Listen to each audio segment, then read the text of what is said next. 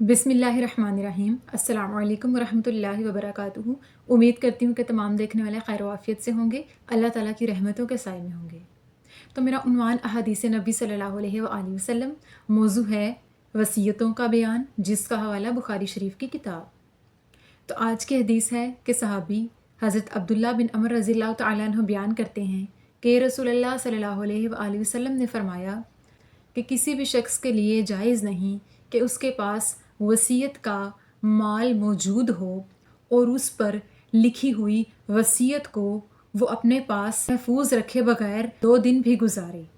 सुबहान अल्लाह। इस हदीस पाक में वसीयत का बयान है कि आज का मौजू है वसीयतों का बयान, यानी वसीयत करने का बयान। वसीयत करने का मतलब है कि कोई भी शख्स अपनी ज़िंदगी में अपने वारिसों के लिए अपने माल के मुतअल्लिक हकूकुल इबाद या हकूकुल्लाह के मुतअल्लिक या अपनी ज़िंदगी में बकिया किसी भी मामलात के बारे में कोई ऐसा जुमला या ऐसी तहरीर लिख कर रखे कि जो उसके वारिस उसके मरने के बाद उस पर अमल करें, तो वो उसकी वसीयत कहलाती है।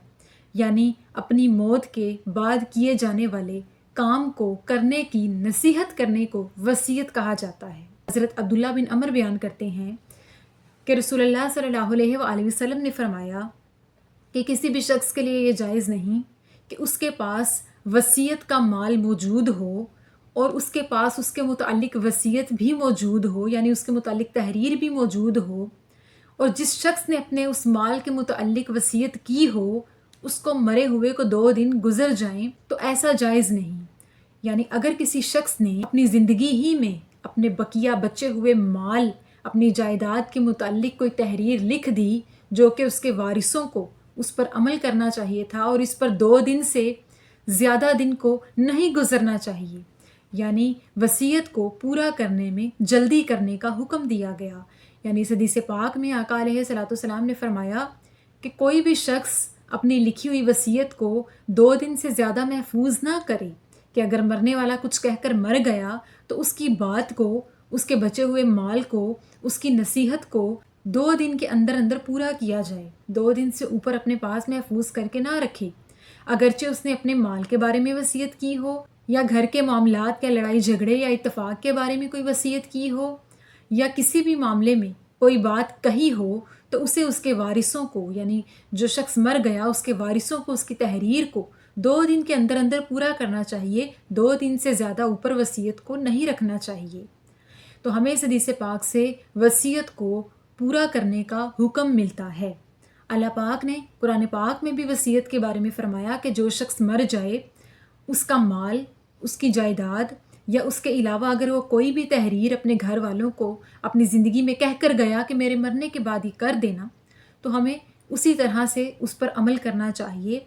इसी मुतालिक आका अलैहिस्सलातु वस्सलाम की ये हदीस पाक है।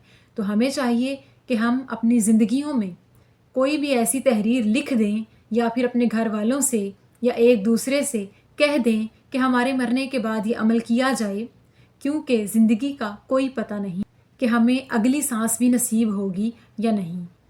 ज़रूरी नहीं कि वसीयत को लिखने वाला कोई बीमार हो या मौत के करीब हो या कोई मरीज़ हो कि जिसको यकीन हो कि वो कुछ ही दिनों में मर जाएगा। वसीयत हर जिंदा शख्स को अपनी ज़िंदगी में अपने होशो हवास में लिख देनी चाहिए या किसी अपने वारिस को या इर्द गिर्द वालों को कह देनी चाहिए। तो अल्लाह ताला से दुआ है कि अल्लाह पाक हमें आका अलैहिस्सलातु वस्सलाम की सुन्नतों पर अमल पैरा होने की तौफीक अता फरमाए और हमें हुकूकुल इबाद को सही मानों में कुरान और सुन्नत के मुताल्लिक करने की तौफीक अता फरमाए और हमें सही मानों में दीन की समझ बूझ अता फरमाए और हमें मोमिनीन में से करे। आमीन सुम आमीन। शुक्रिया।